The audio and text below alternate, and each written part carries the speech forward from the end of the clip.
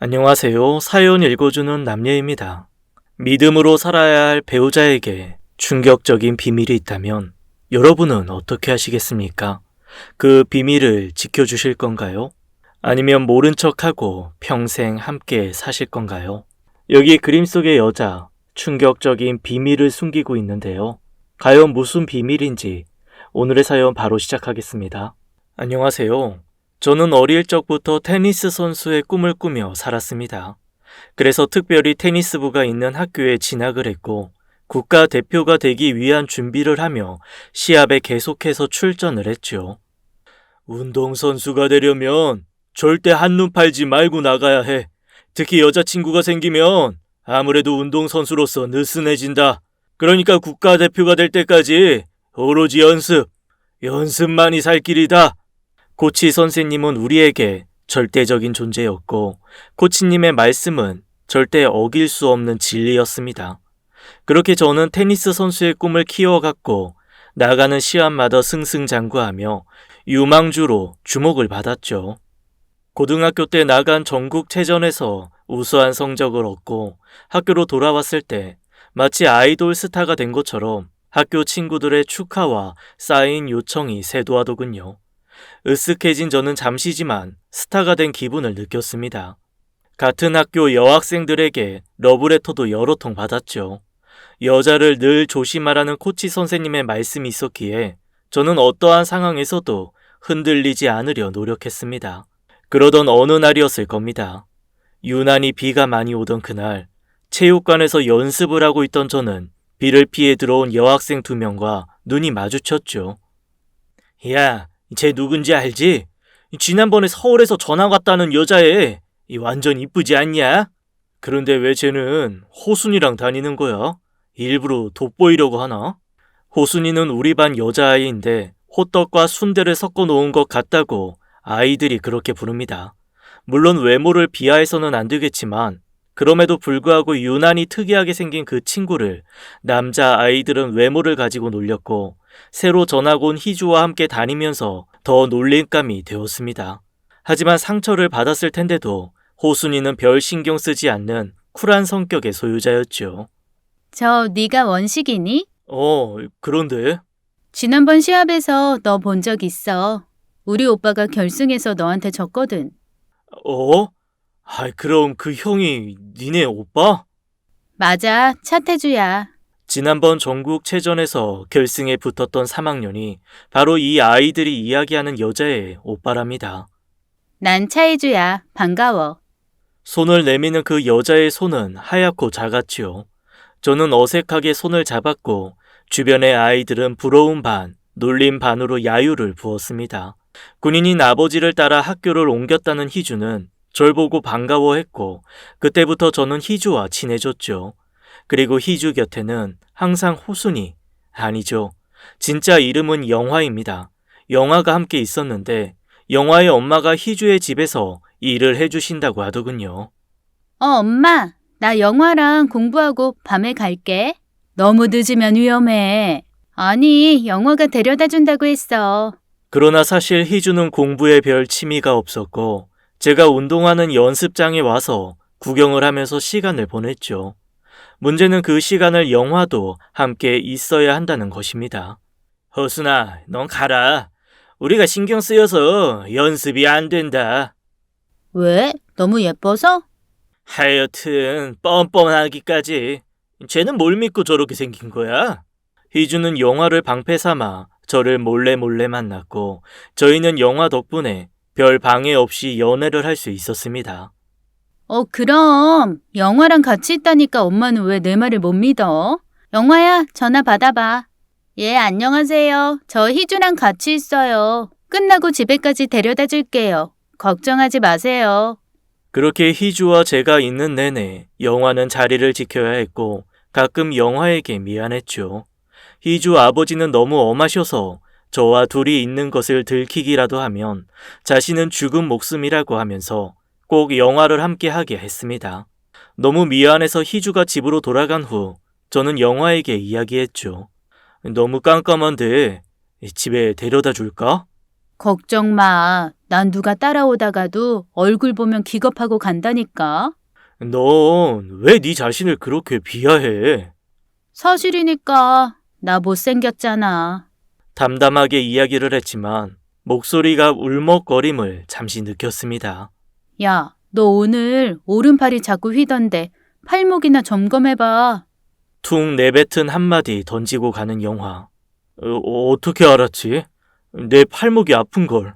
영화는 안 보는 것 같으면서도 툭툭 던지는 말을 보면 절 너무나 잘 알고 있었죠. 저는 참 눈치 없는 놈입니다. 그때까지도 영화의 감정이 무엇인지 몰랐으니까요. 그러던 어느 날 서울에서 열리는 중고등부 테니스 대회에 나가기 위해 준비를 할 때였습니다. 항상 그랬듯이 시합 연습을 위해 공을 치고 있던 저는 팔목 이상을 느꼈고, 그래서 공이 라켓을 잘못 맞으면서 공이 튀어 관람석에 앉아있던 영화와 희주 쪽으로 날아갔어요. 놀란 저는 피하라고 소리를 쳤지만 결국 그 공은 영화 뒤에 숨은 희주로 인해 영화 코에 맞고 말았습니다. 빡소리와 함께 영화의 코에서 코피가 터졌고, 놀란 희주는 그 모습에 실신을 하더군요. 응급차가 도착을 하고 희주와 영화는 병원으로 실려갔습니다. 저는 뒤따라 병원으로 뛰어갔는데 영화는 수술실에서 코뼈 수술을 하고 있었고, 희주는 링거를 맞고 정신을 차린 모습이었습니다. 희주야, 괜찮아? 너무 놀랐어. 얘가 피 트라우마가 있거든. 그렇게 많은 피를 봤으니 얼마나 놀랬을지. 이 영화는요? 지금 수술 중이야. 코뼈가 부러졌다고 하던데 어떡하니? 곧 시합인데. 저는 영화보다 저와 희주를 걱정하는 희주 엄마의 말에 웃음이 나오질 않았습니다. 수술실 앞에는 영화의 엄마가 손을 꼭 모으고 있었습니다. 죄송합니다, 어머니. 저 때문에. 아니야. 우리 애가 운이 없어서 그렇지 뭐. 오히려 잘 됐다고 생각해요. 이번 기회에 영화 코 제대로 세워주지 뭐. 어차피 돈 들여야 하는 걸 텐데. 희주 엄마의 말에 영화 엄마는 많이 기분이 상하신 듯 했고, 저는 그 사이에서 어쩔 줄 모르고 있었습니다. 원식이는 얼른 연습하러 가. 이번 대회 엄청 중요하다며. 거기서 우승해야 진로가 확정되지. 괜찮습니다. 수술 끝나는 거 보고. 그럴 거 없어. 큰 수술도 아니고 코뼈 좀 부러진 건데. 다음 날 수술을 하고 입원해 있는 영화를 찾아갔습니다. 괜찮니? 괜찮아. 미안하다. 나 때문에. 그게 왜 너 때문이야. 내 코가 너무 높아서 그런 거지. 야, 웃지 마. 뼈 다시 금 간다. 곧 시합 아니야? 이런데 올 시간 있으면 연습이나 해. 너 손목은 괜찮아? 근데 너 어떻게 알았어? 내가 손목이 안 좋은 거. 우리 코치 선생님도 눈치 못 채셨는데. 그냥 뭐 저기 치자물을 내서 밀가루랑 섞어서 팔목에 붙이고 있어봐. 효과 있을 거야. 그때 들어온 희주가 아니었으면 영화와 좀 더 많은 이야기를 나누었을 텐데, 그냥 그렇게 인사를 하고 나왔고, 도내 시합에 출전하기 위해 며칠간 학교에는 못 나갔죠. 저는 1등을 했고 학교로 돌아왔습니다. 이야, 완전 원식이 세상이구나. 이러다 정영 같은 선수 되는 거 아니야? 야, 친하게 지내자. 돈 겁나 번다던데. 나도 진작 테니스나 칠걸. 왜 되지도 않는 공부는 하고 있는 건지. 아이들의 환대를 받았습니다. 그런데 희주가 보이질 않더군요. 희주는?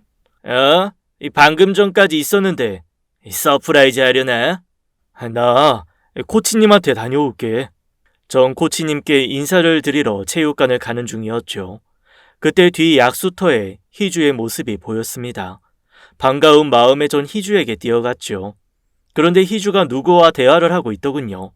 다른 친구인가 봅니다. 네가 미안할 게 뭐가 있어. 걔야말로 네 덕에 횡재한 거지.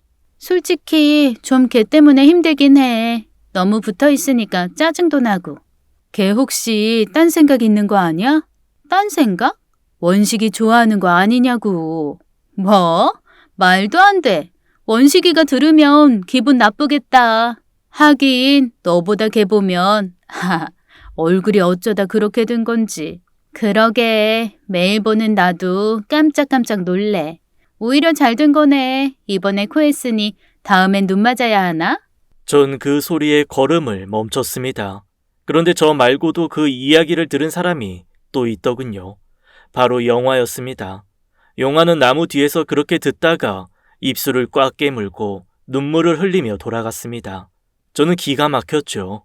희주가 저런 아이라고는 생각도 못했으니까요. 그날 이후 영화를 볼 수 없었습니다. 선생님 말로는 영화가 다른 학교로 전학을 갔다는 이야기 외에는요. 내가 뭘 어쨌다고 그러는 건데. 정식으로 사과는 했어야지. 너 보호해주려다가 영화가 그렇게 된 거잖아. 아니거든? 나 보호해준 게 아니라 지가 일부러 그런 거야. 뭐? 일부러? 코 낮아서 고민이잖아. 그런 기회가 또 와? 차이주, 너 진짜 못됐구나.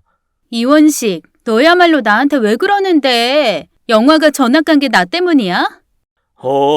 아마도 너 때문일 거야. 네가 영화의 외모 가지고 함부로 이야기해서. 없는 사실도 아닌데 뭘. 그런 너야말로 왜 자꾸 영화 편을 드는데? 친구잖아. 누구보다 너 잘 챙겨주었던 친구. 걔 친구 아니야. 걔 엄마 우리 집에서 일하니까 내가 그냥 잘 대해준 거지. 희주는 엄청나게 이기적인 아이였습니다. 얼굴이 예쁘다고 마음까지 예쁜 건 아닌가 봅니다. 호감을 갖고 지냈지만 영화를 대하는 모습을 보니 더 이상 할 말이 없었습니다. 저는 그렇게 영화에 대한 마음의 짐을 진 채 고등학교 졸업을 했고 그 이후 영화를 본 적이 없었죠. 희주 또한 저에게 섭섭했는지 어느새 저에게 눈조차 돌리지 않더니 서울서 전학 온 남자애와 사귄다는 소문이 있었습니다. 그렇게 고등학교를 마치고 대학에 진학한 저는 국가대표 선발전을 준비 중이었습니다. 초등학교 때부터 국가대표가 되기 위해 하루에 10,000개도 넘는 공을 치고 연습해왔던 저는 드디어 국가대표가 될 수 있다는 생각에 매우 떨렸습니다. 원시가 치점을 만들어놨어. 예. 사실 그때 영화가 가르쳐준 치자물에 밀가루 반죽한 팩을 붙이고 좋아진 효과를 본 뒤로 조금만 무리가 되면 치자 반죽을 붙이곤 했죠. 희한하게도 잘 나왔고 기분 탓인지 붙이고 난 후에는 성적도 좋았으니까요. 그래서 그때부터 시합 전엔 꼭 붙이는 저만의 징크스가 생겼습니다. 이따 시합장에서 보자. 침착하게 잘할 수 있지? 그럼 걱정 마세요. 노력은 절대 배신하지 않으니까. 자신 있게 나간 선발전에서 저는 5년 만에 희주를 보았습니다. 희주는 오빠인 태주의 선발전을 따라온 거고 저를 보더니 어색하게 웃음을 짓더군요. 그날 저는 국가대표 선발전에서 붙었습니다. 축하해. 그래 고마워. 태주 형도 잘하셨는데. 뭐 오빠는 어차피 미국으로 테니스 유학 갈 거야. 그래 잘 지내지? 그럼 네 소식은 가끔 들었어. 오빠 통해서. 그래 잘 지내. 그렇게 돌아오려는데 원식아, 혹시 다음 주에 시간 있어? 나 음악회 하는데. 희주는 음대를 갔고 졸업 연주회를 한다면서 저를 초대하더군요. 그렇게 희주를 다시 만난 저는 국가대표 합숙소에 들어갈 때까지 희주와 만남을 지속했습니다. 희주는 여전히 인기 있는 여자였고 많은 남자들에 둘러싸여 늘 공주였어요. 하지만 제가 누군가를 만난다는 것에 대해서는 나를 세웠죠. 그냥 과 후배야. 축하한다고 인사 왔길래 차 한잔 한 거고. 내가 싫다고 했잖아. 다른 여자 만나는 거. 희주의 본성이 다시 드러났고 자신의 성질을 참지 못하던 희주는 홧김에 운전을 하다가 사고를 냈습니다.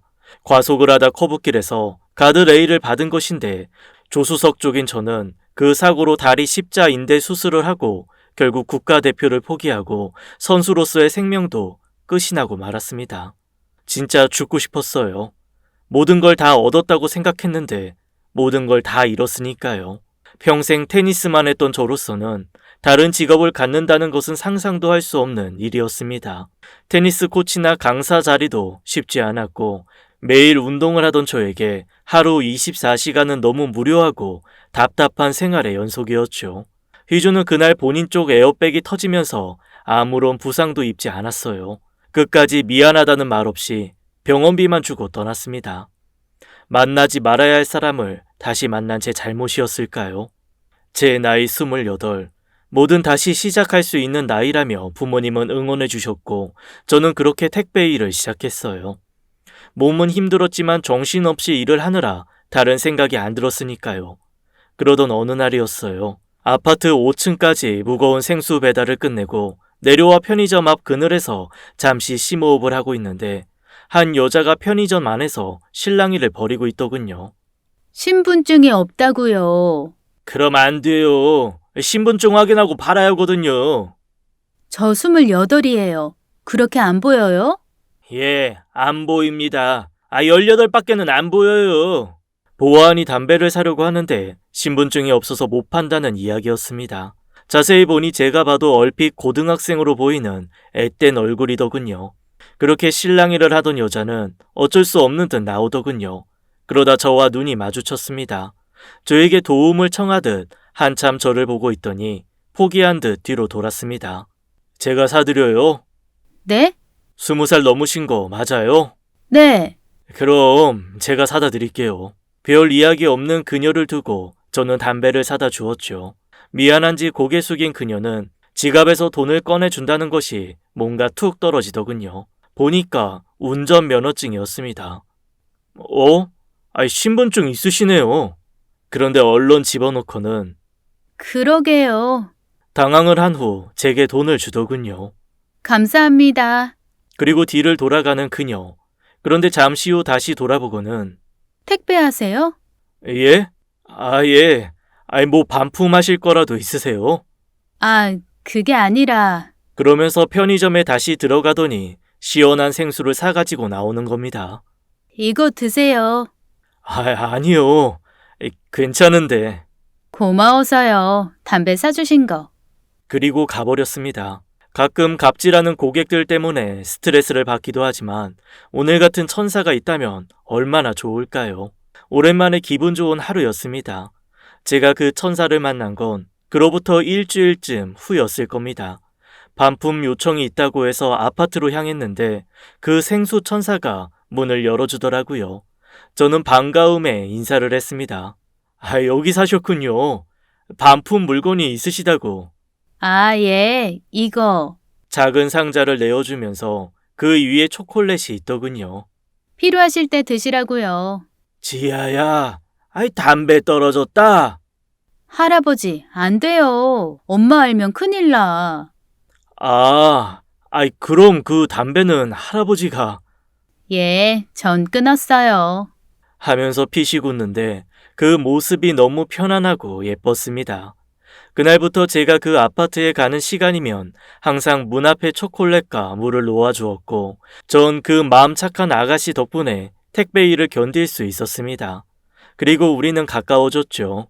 할아버지와 엄마, 그렇게 셋이 산다는 천사 같은 아가씨의 이름은 지아였고 엄마는 입주 가정부로 일을 하고 지아 씨는 다리가 불편한 할아버지와 둘이 살고 있었죠.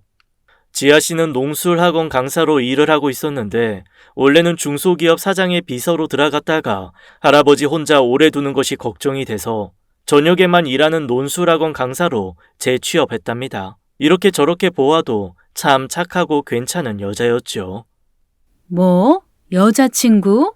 선수 생활을 하다가 사고로 그만둔 후 방황을 했던 아들이라 부모님께서도 매우 기뻐하셨습니다.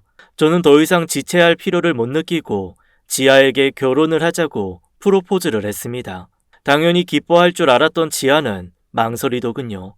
물론 할아버지 혼자 두고 갈 수 없다는 걸 저는 너무 잘 알고 있었습니다. 부모님께 허락받았어. 할아버지 계신 아파트에 집을 얻기로.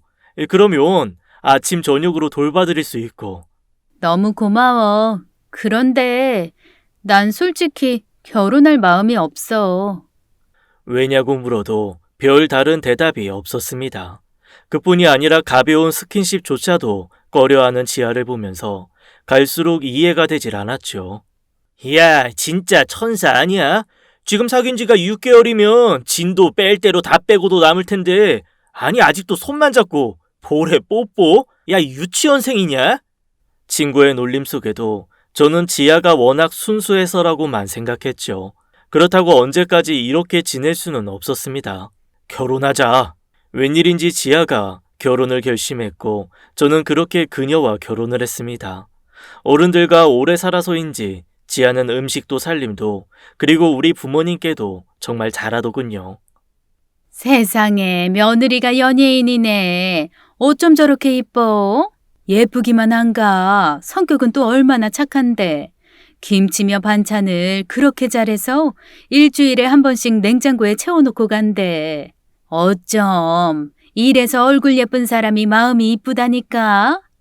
엄마의 친구들은 침이 마르도록 내 아내에 대한 칭찬을 했고 그걸 들은 엄마는 어깨가 우쭐해져서 저한테 잘하라고 난리셨어요. 그러나 전 마냥 행복한 것만은 아니었죠. 부모님께도 말 못할 사정이 있었으니까요. 아기는 안 갖고 싶어. 그냥 우리 둘이 행복하게 살면 안 될까? 왜? 당신 닮은 예쁜 딸 낳으면 얼마나 좋아. 결혼할 때 약속했잖아. 아기는 안 낳는 걸로. 결혼 전부터 아내는 아기는 절대 낳지 않겠다고 했고 저는 아내와의 결혼을 위해 그렇게 약속을 했습니다. 그러나 결혼을 하고 시간이 흐를수록 아기에 대한 바람이 커지더군요. 선배 아이의 돌잔치에 초대받아간 저는 아기를 보며 눈을 뗄 수가 없었습니다. 아내도 그런 듯 했고요. 여보, 아기가 너무 예쁘지? 응, 너무 예쁘더라. 형수 꼭 닮았던데? 눈도 코도 입도. 은근히 아기 이야기를 하며 유도했지만 아내는 더 이상 말이 없었습니다. 아무것도 요구하는 것 없는 아내. 제 욕심으로 아내가 유일하게 원치 않는 아기를 계속 요구하는 건 제 이기심일까요? 아내가 힘이 없어 보이더군요. 미안했습니다. 미안해. 내가 다시는 아기 얘기 안 할게. 그리고 며칠 후 고등학교 졸업한 후 10여 년 만에 반창회가 열린다는 이야기를 들었습니다. 그것도 부부 동반으로요. 여보, 어색하면 안 가도 돼. 싱글로 오는 애들도 많으니까. 아니, 나 갈게. 가고 싶어. 웬일인지 적극적인 아내. 그날 아내는 마치 여신 같았습니다. 그야말로 풀 메이크업에 원피스를 입고 나타난 아내의 모습에 친구들 전부 환호성을 질렀죠. 이야, 원식이 성공했구나. 뒤에 후광이 비치시네, 재수씨. 그렇게 아내의 미모 덕분에 저는 세상을 다 가진 남자가 되었고 부러움의 대상이 되었습니다. 아니, 어디서 만나셨어요? 담배 사다가요. 예? 담배요? 제가 너무 동안이라고 담배 가게에서 담배를 안 주더라고요. 그래서 대신 사주다가. 야, 오해하지 마. 할아버지 담배 사다 드리는 거였어. 전 일찍 끊었거든요. 아내는 친구들과 스스럼 없이 대화를 했고 술이 들어가니 중간중간 반말도 섞으며 자연스럽게 분위기를 이끌어갔습니다. 저희는 2차로 노래방을 갔죠. 뒤늦게 반갑지 않은 친구가 왔어요. 바로 희주였습니다. 저와 그렇게 안 좋은 끝을 내고 그 이후 희주도 결혼을 했다가 다시 이혼을 했답니다. 희주네 요새 힘들어. 걔네 엄마 하사들한테 갑질하다가 걸려서 난리 나고 그랬잖아. 희주 엄마는 여전했나 봅니다. 군인이던 남편을 등에 업고 도움을 주러 온 군인들에게 갑질을 하다가 내부 고발로 희주 아버지까지 자리에서 내려오게 되었다네요. 그야말로 별이 떨어지는 아픔을 겪은 것이고 선을 보고 결혼한 변호사와 얼마 전 이혼을 했는데 이혼 사유로 폭력과 기물파손 등이 들어가 위자료 한 푼 못 받았답니다. 날아가는 새도 떨어뜨릴 만큼 대단한 사람도 저렇게 무너지는 걸 보니 사람은 참 잘 살아야 하나 봅니다. 전보다 마르고 초췌해진 희주는 위로를 받고 싶었겠지만 저와 아내의 모습에 술만 마시더군요. 그리고 은근히 질투를 하는 모습이었습니다. 당연히 그렇겠죠. 자신이 최고가 되어야 하는 아이였으니까요. 혹시라도 아내가 예전에 희주와 사귄 것을 알까 저는 노심초사했는데 그 술이 들어간 후 드디어 희주의 주정이 시작되었습니다. 너 기억나니? 너 테니스 시합 갔을 때 나 안 보여서 처음에 계속 지고 있었던 거. 그러다가 내 모습 보고는 역전했잖아. 야, 그게 왜 너 때문이야? 워낙 원식이는 매 경기 역전의 명수야. 제가 고마워해야겠네요. 희주 씨 덕에 우리 남편 경기마다 힘을 내었다니. 혹시 아내가 기분 나쁠까 했는데 의외로 아내는 쿨하게 받아쳤고 오히려 당황한 건 희주였습니다. 근데 어느 고등학교 나오셨어요? 저요? 서울여고요. 어머, 저 서울여고 나왔는데. 그때 다른 친구의 와이프가 같은 학교를 나왔다며 반가워했고 아내는 좀 당황하더군요. 아, 그래요? 저랑 나이가 같다고 하셨잖아요. 그럼 어느 반이셨지? 기억이 안 나서. 그게 워낙 시간이 흘러서. 전 김동현 선생님 반이었어요. 수학. 아, 예. 전 아닌 것 같네요. 여보, 잠깐 화장실 좀. 아내의 당황한 모습이 좀 의외였지만 술이 좀 취해서였다고만 생각했습니다. 집으로 돌아온 아내는 말이 없었어요. 당신 피곤했지? 조금. 근데 희주 씨 말이야. 어? 아니, 그 희주 씨라는 사람 많이 좋아했어? 어? 아니야. 잠시 사귀었던 건 맞는데 이미 예전 이야기고 당신 걔 때문에 기분 상했구나. 워낙 지밖에 모르는 애야. 그래서 헤어진 거고. 많이 힘들어 보이던데.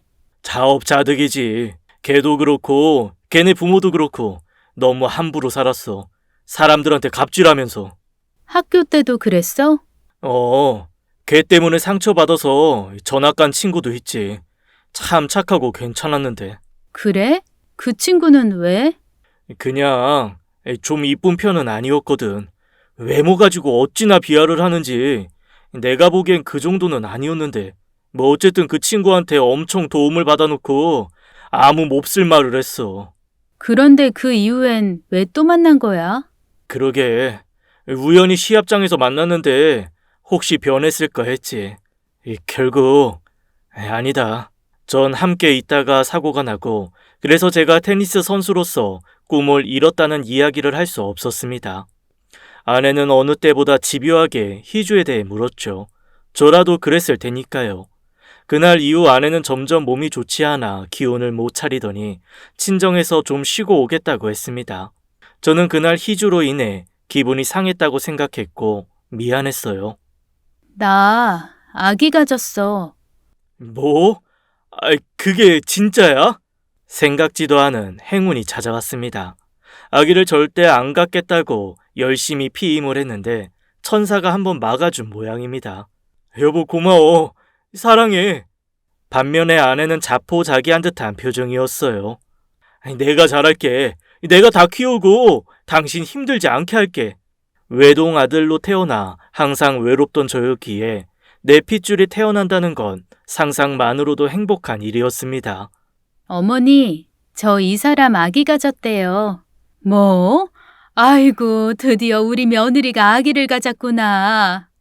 부모님은 펄쩍펄쩍 뛰며 좋아하셨고 잔치를 벌여야 한다며 신이 나셨습니다. 저는 아내가 너무 고맙고 사랑스러웠죠. 그런데 아내가 어딘지 이상했어요. 나 학원 원장님 좀 만나고 올게. 아무래도 출산하고 나면 당분간 학원 못 나가니까.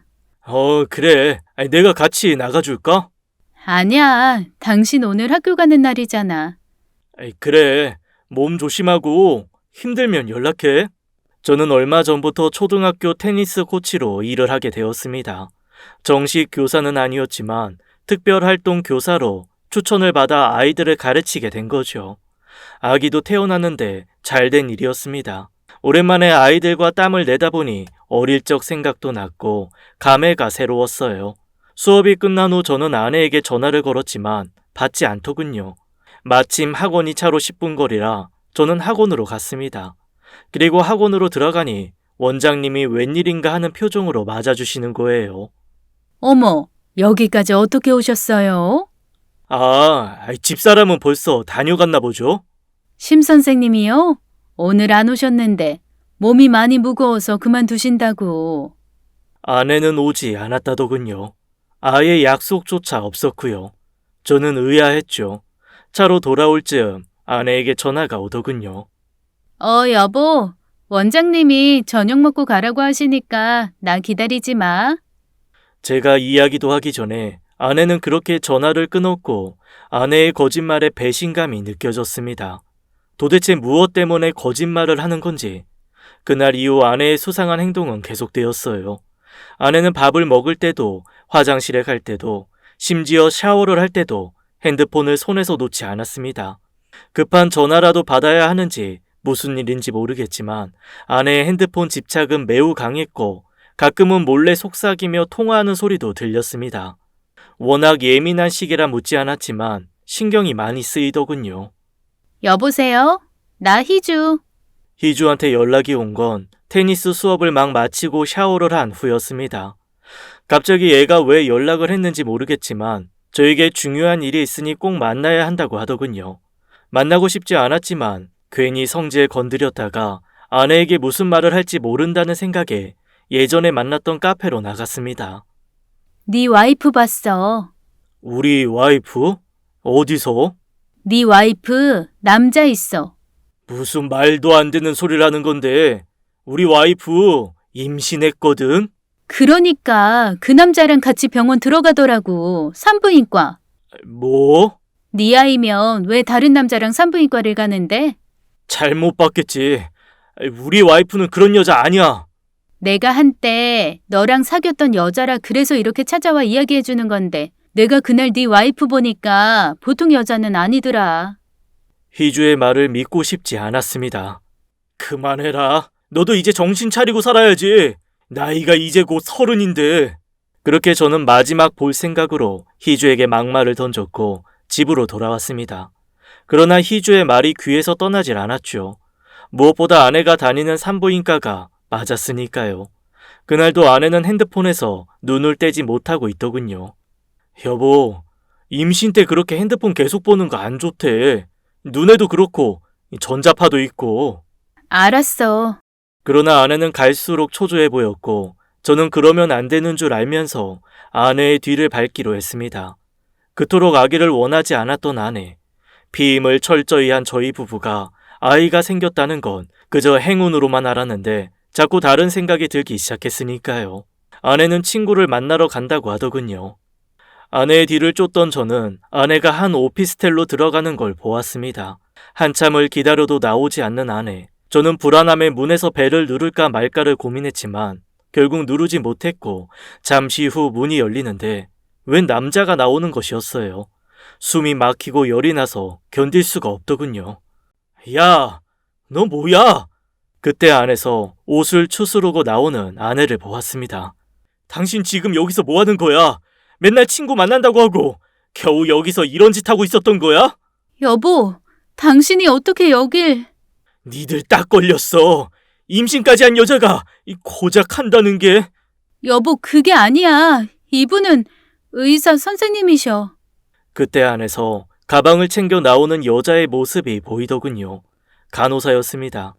아내는 그제서야 자신의 이야기를 털어놓았습니다. 머리부터 발끝까지 자신은 모두 성형을 한 성형 미인이랍니다. 어릴 적부터 외모 컴플렉스가 있어서 사회에 나가서도 면접에서 자꾸 떨어지던 아내는 큰 마음 먹고 고통스러운 전신 성형을 결심했고 얼굴 전체와 가슴, 허리, 허벅지, 종아리까지 가장 이상적인 몸매를 만들기 위해 죽을 것 같은 아픔을 감수하며 성형을 했다고요. 그래서 그토록 스킨십을 피했다고 하더군요. 스킨십을 하면 혹시 보형물들로 인해 눈치를 챌까 두려웠다고요. 그래서 아기를 낳기 거부했던 거였어요. 날 닮은 아기를 낳으면 놀림의 대상이 될 테고 또 내가 성형한 것이 사람들에게 알려지는 게 두려워서 그랬어. 임신을 한 후 모유 수유 문제도 있고 혹시 아이에게 피해를 줄까 걱정이 돼서 본인을 수술했던 의사와 산부인과에 함께 가서 상담을 하고 지속적인 질문을 해왔던 겁니다. 그래서 핸드폰을 따로 둘 수가 없었고 그것이 오해가 된 거라고요. 사실 그 이야기를 듣고 저도 큰 충격을 받았습니다. 왜 그렇게 신분증을 보이지 못한 건지 몰랐거든요. 예전 얼굴이 노출되는 것이 두려웠던 거죠. 여보, 미안해. 밝히지 못해서 진짜 미안해요. 전 이해가 되지 않았습니다. 아무리 외모 지상주의라지만 이렇게 인조인간으로까지 만들면서 거짓 인생을 살아야 하는 건지 아내를 이해하기 어렵더군요. 당신, 이게 끝이야? 더 날 속이거나 한 거 없냐고. 없어. 그래. 하지만 나한테는 시간이 필요해. 당장 당신 말을 내가 받아들이기에는 좀 힘들어. 이런 마음으로 당신과 아이를 대할 자신도 없고 내가 좀 추스르고 정리가 되면 당신 데리러 갈게. 오래 걸리지 않을 거야. 그렇게 아내는 장모님이 계신 곳으로 갔습니다. 미안했지만 어쩔 수 없었죠. 제가 받은 충격이 워낙 컸으니까요. 요즘 성형이 별거냐 할 수 있습니다. 다들 예뻐지기 위해 성형도 하고 또 자신감도 얻고 하겠죠. 하지만 결혼 전의 모습을 진짜 그 사람을 전혀 모르는 상태에서 머리부터 발끝까지 다른 사람과 살고 있다는 것이 받아들이기 어려웠습니다. 그렇게 시간이 흘렀습니다. 저는 아이들의 테니스 코치로 더 열심히 살았죠. 물론 아내와 통화를 매일 했어요. 아내도 어머님과 건강하게 잘 지낸다고 했고요. 저는 이해한다면서 제 건강을 챙기더군요. 마음은 정말 착한 사람 맞습니다. 제 마음도 조금씩 안정이 되기 시작했어요. 그래. 아니 뭐 성형한 게 죄는 아니잖아. 예쁘게 보이고 싶은 건 인간의 본능이야. 가장 가까운 친구에게 이야기를 털어놓고 저는 위로를 받았죠. 그리고 저는 아내를 데리고 집으로 왔습니다. 그동안 못해주었던 임산부 아내의 남편 역할을 최선을 다했죠. 그리고 아내는 귀여운 공주님을 출산했습니다. 찢어진 눈과 납작한 코가 남들은 어떨지 몰라도 제 눈엔 귀엽게만 느껴지더군요. 이게 바로 아빠인가 싶었어요. 아내는 아기를 보고 많이 울었고 저는 그런 아내를 꼭 안아주었습니다. 수고했어. 당신이 이렇게 생겼었구나. 너무 귀여운데? 저의 말에 아내는 더 펑펑 울었고 저희는 귀염둥이 딸을 보며 행복한 시간을 보내고 있었죠. 아이는 무럭무럭 자랐습니다. 어머, 아기가 귀엽네요. 할머니 닮았나 봐. 크면 예쁠 거예요. 어릴 때 얼굴 100번도 더 바뀐다니까. 지나가는 아줌마들의 덕담을 들어보면 결국 아이가 엄마와 닮지 않았고 못생겼다는 결론인가 보네요. 아내는 그럴 때마다 고개를 들지 못했어요. 나중에 성형수술 시켜주면 됩니다. 대한민국이 성형 최고라는데요. 저는 일부러 큰 소리로 아내에게 기죽지 말라고 이야기합니다. 그렇지만 저도 왠지 씁쓸한 감정은 어쩔 수 없더군요. 돌잔치 꼭 안 해도 되잖아요. 그래도 그건 아니지. 애가 1년간 건강하게 자랐으면 주변 사람들과 잔치하는 게 맞아. 그래도 괜히 돈만 들고. 돈 걱정은 하지 마라. 네 아버지가 하나뿐인 손주라고 통장 여셨다. 부모님은 신이 나셨고 손수, 손주 돌잔치를 챙기신다고 돈까지 지어주셨습니다. 아내는 별로 달가워하지 않았지만 부모님께 효도하는 셈 치고 하자고 제가 설득을 했죠. 그럼 친척들만 모셔요. 친구들 말고. 에이, 무슨 소리야. 지난번 집들이도 안 했다고 얼마나 원성이 자자한데 나 이러다 왕따 된다. 아내는 싫어했지만 아이를 위해 많은 사람들의 축하를 받는 것을 원했고 아내도 울며 겨자 먹기로 허락을 했습니다. 시내에 있는 교통 좋은 호텔 뷔페. 무슨 아이 돌잔치를 하는데 그렇게 돈이 많이 드는지 결혼식 비용 수준이었어요. 한복을 곱게 차려입은 우리 딸은 아침부터 피곤한 듯 잠이 들어 있었고 저는 아내와 손님들에게 인사를 하고 있었죠. 결혼식 때도 오지 못했던 아내 쪽 친척분들도 많이 올라오셨더군요. 세상에, 길에서 보면 영판남인 줄 알겠다. 어째 이렇게. 아이고, 무시라. 아내의 성형 전 얼굴만 아는 나이 드신 고모님은 고개를 절레절레 흔들면서 누구보다 크게 한 입담을 하셨고 아내는 어쩔 줄을 모르면서 어색한 미소만 지었죠. 장모님이 태어나서 데리고 들어가지 않았으면 그 고모님 덕에 아내의 성형은 완전 이슈가 될 뻔했습니다. 저는 그저 웃었죠. 아내의 어깨를 두드리면서 별거 아니라고 위로를 했고요. 그렇게 돌잔치는 시작이 됐고 모두의 축하 속에 다양한 프로그램이 진행되었습니다. 딸은 울기 시작했고 장모님은 딸을 달래러 안쪽 방으로 들어가셨어요. 사람들은 그 모습에 웃었고 그때 사건이 일어났습니다. 술이 한 잔 들어간 고모님이 저에게 다가오시더군요. 이서방, 네가 애썼다. 네 장모님이 어찌나 칭찬을 하든지 이런 사위가 어디 있노.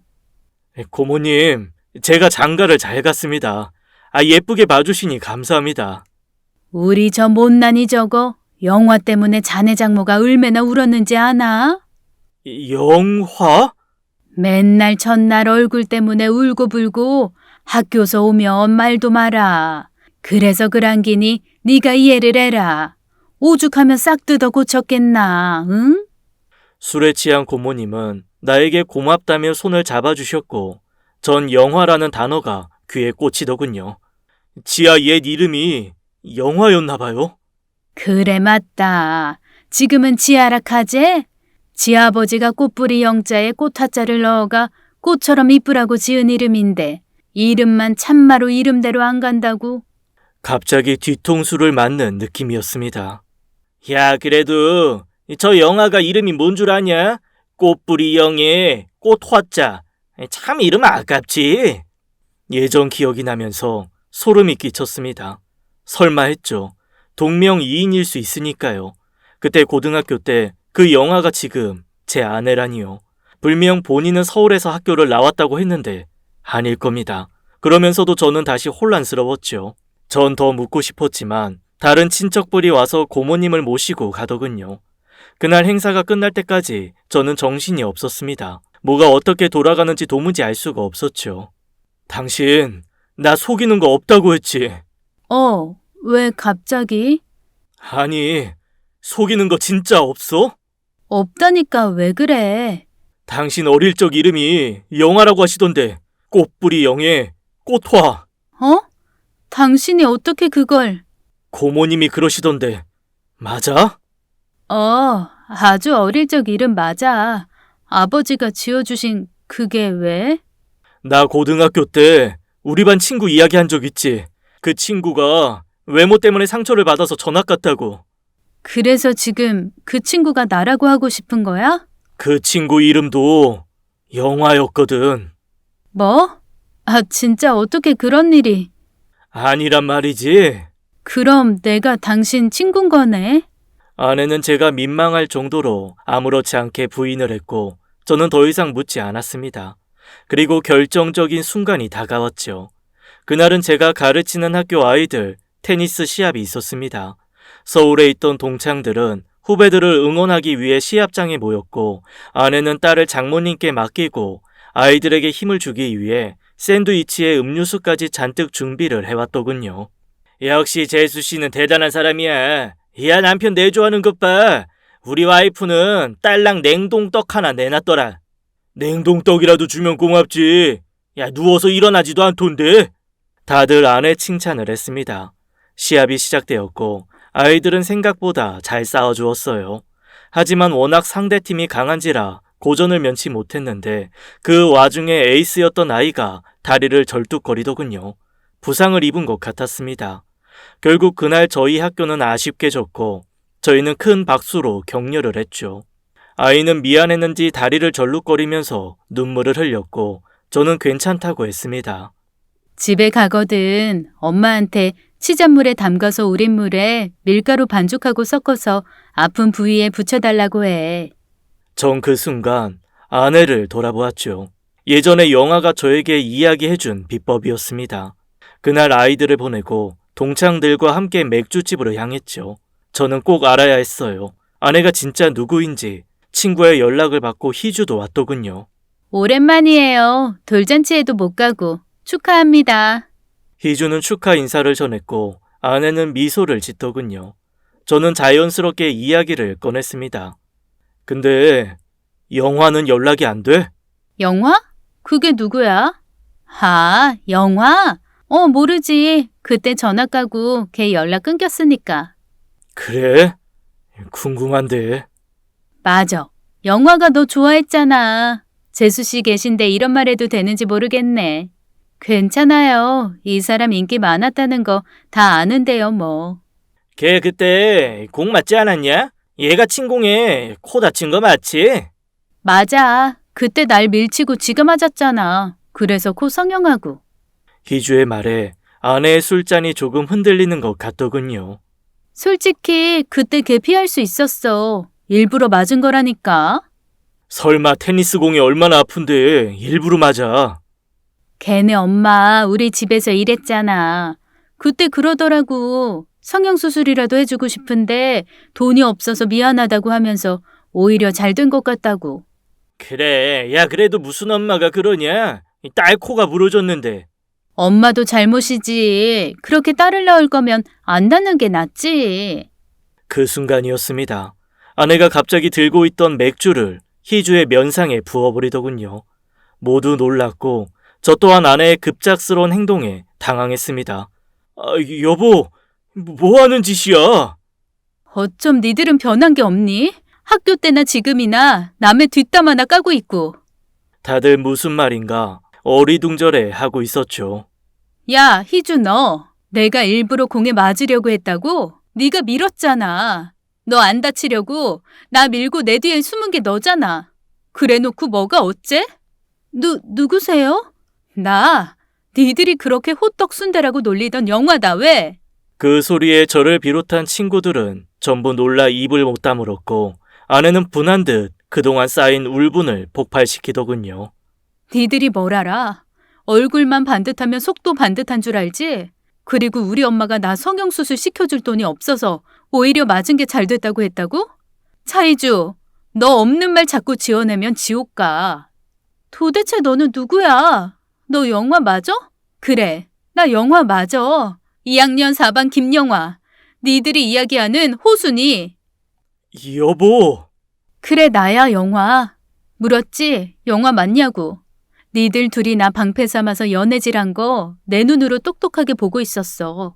마음이 얼마나 아프고 찢어졌는지 넌 아니? 그래서 성형했어. 난 거짓말도 못하고 항상 성실하게 살았는데 얼굴이 못나면 그런 건 아무 소용이 없구나. 얼굴만 예쁘면 어떤 행동을 하고 어떤 거짓을 해도 용서가 되는구나.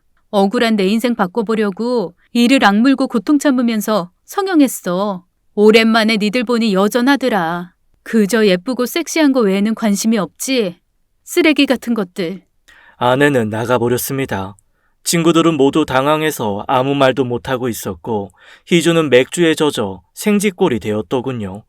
집으로 가니 아내는 없었고 저는 아내를 기다리며 많은 생각을 했습니다. 아내가 겪었을 고통과 아픔은 그저 추억이라는 미명하에 있었고 아내는 그것을 감내하기 위해 얼마나 애를 쓰고 살았는지. 나 당신한테 거짓말한 거 맞아. 그러니 이혼해줄게. 아내는 그렇게 이야기를 했습니다. 이혼해. 당신하고는 더 이상 하루도 못 살겠어. 진짜라고는 하나도 없잖아. 아내는 분노에 찬 눈으로 저를 바라보고는 눈물을 뚝뚝 흘렸습니다. 대신 난 김영아랑 다시 결혼할래. 못난이 오순이 걔가 훨씬 좋아. 거짓도 없고 날 진심으로 사랑해줬고. 그 순간 아내는 힘이 풀려버린 듯 주저앉아 엉엉 울었습니다. 참 드라마틱하죠. 아내는 지금도 재건 수술을 위해 1년에 한 번씩 성형외과에 입원을 합니다. 저는 영화의 얼굴이 그립지만 다시는 돌아올 수 없는 얼굴이니 그리워하며 살려고요. 이 세상에 많은 편견들이 있지만 내가 택하는 것이 아닌 외모에 대한 편견은 그대로 살아도 행복할 수 있다는 조물주의 선택이 아닐까요? 우리 아기요. 영화를 꼭 닮았습니다. 오늘의 이야기였습니다. 감사합니다.